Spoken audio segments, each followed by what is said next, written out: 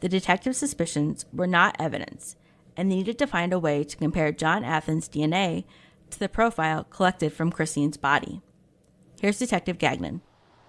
He's in Jersey, we're in Seattle. There's no way we're going to be able to go down there and try to get some surreptitious DNA sample from him, because the department's not going to pay a couple of grand to have us go down there.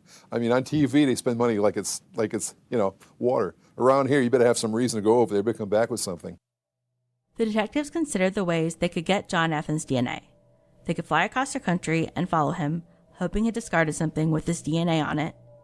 That option wasn't cost-effective, though, and definitely not within the budget of the Seattle Police Department. Like all of us do when we're strapped for cash, they decided to get creative. Detective Mikesell and Gagnon shared their frustration with another detective, Linda Diaz. She says, well, what if we send him a letter? I said, Linda, I'd love to send him a letter, but what do I send him a letter saying? I'm a Seattle police detective, I want your sample, lick this and send it back to me? She says, well, let me work on that. Let me get back to you. I put weeks of thought into it, thinking what would entice someone to send me a letter back. And then I thought, well, he had traffic tickets. And I came up with the class action lawsuit idea. Her letter idea was simple, but also maybe clever enough to work.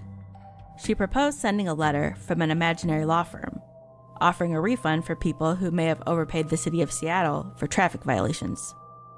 The idea was that if John Athen returned the letter, he would likely lick the envelope before mailing it, leaving his DNA on the seal. There were some pretty specific details that had to be taken care of for Detective Diaz's plan to work. They had to make the letter look credible, so they included John Athen's actual ticket history. And I had a self-addressed return envelope, and I went and had those run through the bulk rate stamp machine, because I figured a law firm, if they were doing mass mailings, would send that out, so that all he had to do was lick the envelope and mail it back. There were several things that could prevent the idea from being successful, like using another method for dampening the seal other than licking it, or he could also completely discard the letter. Either way, this plan would only cost the price of postage and printing a letter, so they went forward with the plan. So I'm reading this thing, and at first I thought it was real. Then I realized it's her letter. I says, this is great. She says, you think it'll work? I said, listen, we sent it to him, we're out 74 cents, 2 stamps, The detective sent the letter and waited. A few weeks later, Detective Diaz called Detective Gagnon. Phone rings. It's Linda. Dick, the letter's here. I mean, she sounded like she just won the lottery.